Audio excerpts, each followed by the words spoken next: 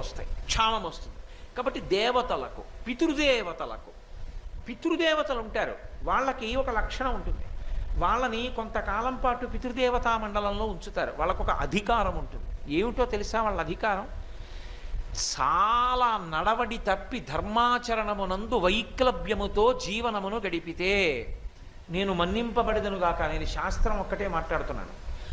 అలా ప్రవర్తిస్తే తర్వాతి కాలంలో వాళ్ళు ఏం చేస్తారంటే వంశము లేకుండా చేస్తారు. అంటే వాళ్ళు చేసే పనదే. అందుకే తద్దినం పెట్టకపోతే ఏమవుతుంది అని అడిగారు అనుకోండి, వాడికేం ఉండదు, కర్తకేం ఇబ్బంది రాదు.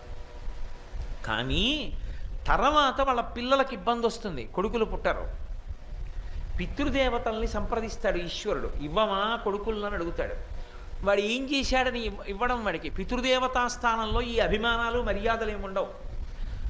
ఇవ్వక్కర్లేదని చెప్తారు పితృదేవతలు. కొడుకుల్ని ఇవ్వరిక. కర్మసంతానం ఉండదు. అక్కడితో ఆ ఇంటి సింహాసనానికి నీరాజనం ఆగిపోతుంది. ఆగిపోయి అల్లుడి గోత్రం వేరు. అల్లుడు ఈ సింహాసనం తీసుకోడు. కాబట్టి ఏం చేస్తారంటే ఆ పంచాయతనాన్ని, ఆ సింహాసనాన్ని నీటిలో కలిపేయవలసి ఉంటుంది.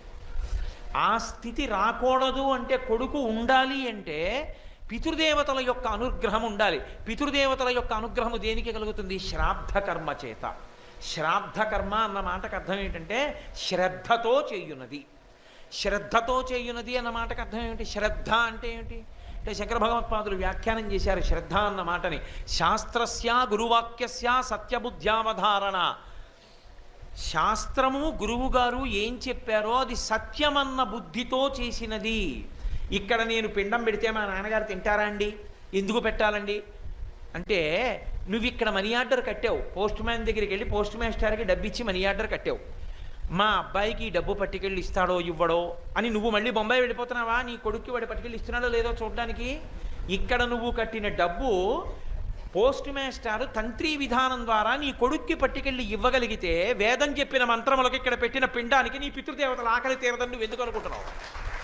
నువ్వు పెట్టుకున్న విధానంలోనే ఇది ఉంటే పరమేశ్వరుడు పెట్టిన వ్యవస్థ ఎందుండదు. కాబట్టి సాశ్రద్ధా కటితా సిద్ధి యయా వస్తూపలభ్యతే అంటారు శంకర భగవత్పాదులు. శాస్త్రమునందు గురువాక్యమునందు నమ్మకముండి శ్రద్ధతో చేయుట. పితృకార్యం చేస్తే సంతోషిస్తారని మీరు అనుకోకండి. శ్రాద్ధం పెడితే, శ్రాద్ధం పెట్టినప్పుడు విధి ఉంది, అలా చెయ్యాలి. ముందు రోజు స్నానం చెయ్యాలి, తలస్నానం. పితృదేవతల కొరకు స్నానం చేస్తే, రేపు మా నాన్నగారి తద్దినం అంటే నేను ఇవాళ తలస్నానం చేశాను అనుకోండి, ఇక నేను ఎవరికి ఆశీర్వచనం చేయకూడదు, విశేషమైన దేవతారాధన చేయకూడదు, దేవాలయాల్లోకి వెళ్ళకూడదు. మా నాన్నగారి గురించి స్మరిస్తూ ఉండాలి. మహానుభావుడు మా నాన్నగారు ఎంతటి పరమభక్తుడు, షట్కాల శివపూజా దురంధరుడు, ఎంతటి సంగీత విద్వాంసుడు, ఎంతటి జ్యోతిష ప్రకాండుడు. మహానుభావుడు పరమభక్తితో దూర్జటిలా శంకర శతకాన్ని రచించుకుని పద్యాలు రాశారు అని ఆ పుస్తకం చదువుకుని మా నాన్నగారి యొక్క గుణములను వర్ణించాలి. అంతేకాని ఆయనలో దోషమున్న మాట్లాడకూడదు. తండ్రి గురించి గొప్పగా మాట్లాడుకుని సంతోషించి మరునాడు శ్రాద్ధకర్మ చేసేటప్పుడు తన కొరకు అని తెచ్చుకున్నవేవీ ఇక తాను వండకూడదు. కేజీ బెండకాయలు తీసుకొచ్చి 4 పులుసులో వేసుకోగా మిగిలినవి వండి పితృదేవతలకు పెడితే వాళ్ళు తీసుకోరు. వారి కొరకనే తేవాలంతే. తెచ్చినవన్నీ వారి కొరకే. పితృదేవత శ్రాద్ధం కొరకు తెచ్చుకున్నాను అంటారు, తీసుకురావాలి.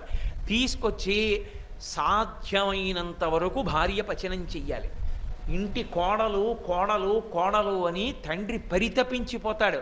కోడలది కొడుకు కన్నా శక్తివంతమైన స్థానం. ఎందుచేతనంటే ఆ తిథి వచ్చినా కోడలు ఇంట్లోకి రాకుండా అశౌచం ఏదైనా ఉందనుకోండి, రాడు పితృదేవత. నా కోడలు ఇంట్లోకి రాకూడదు, నేను రానంటాడు. ఆమెకి స్నానం అయిన తర్వాత వస్తారు పితృదేవతలు. తద్దినం వాయిదా పడిపోతుంది. ఆమెకి శౌచం వచ్చిన రోజున తద్దినం పెడతారు. అంటే కోడలి స్థానం ఎంత గొప్పదో. అందుకే కోడల్ని తెచ్చుకునేటప్పుడు అత్యంత పరాకుగా చూసుకునేది ఏదంటే ఆ కుటుంబానికి శాస్త్రంలో ఉన్న నమ్మకం. లేకపోతే నశించిపోతావు. రేపు పొద్దున నీకు దీపం కూడా పెట్టదు ఆవిడ. కాబట్టి ఆవిడ దీపం పెట్టాలి. దీపం పెడితే ఈయన శ్రాద్ధకర్మ చేసి ఎంతో భక్తితో వాళ్ళకి వడ్డించి వాళ్ళ తండ్రి గారి గురించి మాట్లాడుకుని పొంగిపోయి, అప్పుడు ఈయన పితృశేషం బ్రాహ్మణులు తినగా మిగిలిన పదార్థాన్ని తిని అగ్నిహోత్రముఖంగా గవ్యము అంటారు. కవ్యం అంటారు. హవ్య కవ్యములు అంటారు. హవ్యం అంటే దేవతలకు ఎడుతుంది, కవ్యం అంటే పితృదేవతలకు ఎడుతుంది. హవ్య కవ్యములను అగ్నిహోత్రుడు తీసుకెడతాడు. ఆ కవ్యమును పితృదేవతలకు ఇస్తే వాళ్ళు పొంగిపోతారు. అమావాస్య తిథి వస్తే పితృదేవతలు మధ్యాహ్నం 12 గంటలకు ఇంటికి వస్తారు కొడుకింటికి. అందుకే అమావాస్య వస్తే మధ్యాహ్నం ఎవరింటికి వెళ్ళకురా అంటారు. ఎవరింటికి వెళ్ళకురా అని ఎందుకంటారంటే వాడి ఇంటి ముందు పితృదేవతలు నిలబడతారు. అమావాస్య మధ్యాహ్నం 12 గంటలకి పితృదేవతల పేరు చెప్పి జలతర్పణం చెయ్యాలి. కనీసంలో కనీసం అలా చేయకపోతే స్వయంపాకమన్నా ఇవ్వాలి. స్వయంపాకమన్నా ఇవ్వకపోతే 12 గంటలకి లేచి నిలబడి చెప్పులు విప్పి 2 చేతులు 3 మాటలు ఇలా అనాలి. నాన్నగారండి ఏమనుకోకండి, నేను ఇవాళ ఏమీ మీకు పెట్టలేకపోతున్నానని 3 మాటలు చెయ్యి ఊపాలి. అలా కూడా ఊపకపోతే పితృదేవతలు ఆగ్రహిస్తారు. దుర్మార్గుడు, నేను జన్మనిచ్చాను, అమావాస్య 12 అయింది, అయినా సరే నాకేం చేయడని. నాకు ఒక్కొక్కసారి ఆశ్చర్యంగా ఉంటుంది. నేను చెప్పిన మాటల్ని ఎంత గట్టిగా పట్టుకుంటుంటారంటే కొంతమంది, మా మోహన్ రావు గారు అమావాస్య వస్తే ఏ బ్రాహ్మణ కుటుంబం కన్నా నిష్ఠగా చేస్తారు పితృదేవతకి. 12 అయ్యే వరకు ఉండి బ్రాహ్మణుల్ని తీసుకొచ్చి స్వయంపాకం ఇచ్చి అప్పుడు భోజనం చేస్తాడు ఆయన. కాబట్టి అమావాస్య నాడు పితృతర్పణం చెయ్యాలి. ఆంధ్రదేశంలో అంటే సమస్త ఆచారములు లుప్తమైపోతున్నాయి, కానీ ఇప్పటికీ ద్రవిడ దేశంలో మహళయపక్షం వస్తే ఏ దేవాలయానికి వెళ్ళరు. మహళయపక్షం అంతా ఎంత పెద్ద ఆఫీసర్లు కూడా మధ్యాహ్నం అయ్యేటప్పటికీ పుష్కరిణిల్లో స్నానం చేసి పితృదేవతలకి జలతర్పణలు చేస్తారు. కాబట్టి పితృదేవతల గురించి పట్టించుకునేవాడు ఉండడు. అసలు తల్లి తండ్రి ఫోటో కూడా ఇంట్లో ఉండదు. అట్టే మాట్లాడితే కూతురికి పెళ్లి చేసేటప్పుడు కన్యావరణ ఉంటున్నప్పుడు 3 తరాల పేర్లు చెప్పాలి. ఇంటి బ్రహ్మగారు అడుగుతాడు, ఏమయ్యా 3 తరాల పేర్లు చెప్పు, మీ తాతగారి పేరు ఏమిటంటాడు, తెలియదు. అది చెప్పడానికి ఒక ముసలమ్మ ఉంటుంది, ఆవిడని అడగాలి. మీ తాత పేరు ఇదిరా అంటుంది ఆవిడ. అప్పుడు ఆ తాత పేరు, అప్పుడు తండ్రి పేరు చెప్తాడు, వీడు తండ్రి పేరు చెప్తాడు. వీడి పేరు ఒకటే, వీడు గుర్తు, తండ్రి పేరు ఏదో కొద్దిగా గుర్తు ఉంటే. తాత పేరు తెలియనే తెలియదు. అసలు ముత్తాత పేరు చెప్పేవాడే లేరు. అసలు నాయనమ్మ పేరు అవి తెలుసున్న వాళ్ళు, తాతమ్మ పేరు తెలుసున్న వాళ్ళు ఇప్పుడు లేనే లేరు.